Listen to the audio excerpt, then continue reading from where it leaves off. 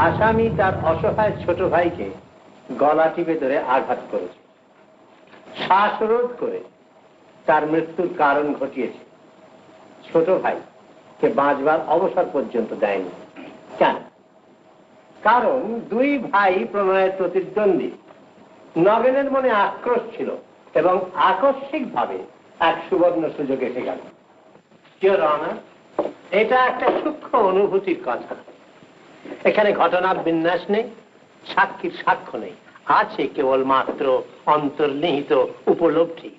এই উপলব্ধি অর্থাৎ আমার বক্তব্য, ইওর অনার, একমাত্র তিনিই বুঝতে পারবেন যিনি নগেনের জায়গায় নিজেকে বসাবেন।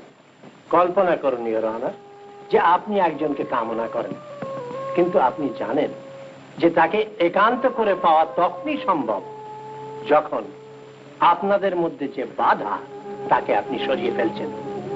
আপনি চান যে আপনাদের মধ্যে যে অন্তরায় সে সরে যাক, সে মরে যাক, সে শেষ হয়ে যাক।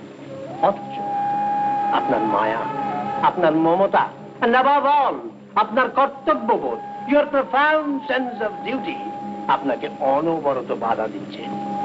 এমন সময় হঠাৎ এলো প্রাকৃতিক দুর্যোগ, এলো অপূর্ব সুযোগ। নির্জনে, নিরালায়, লোকচক্ষুর বাইরে, যেখানে সাক্ষীর ভয় নেই, যেখানে হাজার চিৎকার করলেও কেউ শুনতে পাবে না, সে এক গোল্ডেন অপরচুনিটি ইওর অনার, যেখানে নিজেকে বাঁচাবার অজুহাতে তাকে সরিয়ে ফেলা যায়। আসামি ঠিক তাই করলো। আসামি যাই বলুক, যাই ভাবুক, যাই পড়ুক, আসলে সে একজন খুনি, বদ্ধতার মুখোশ পরা।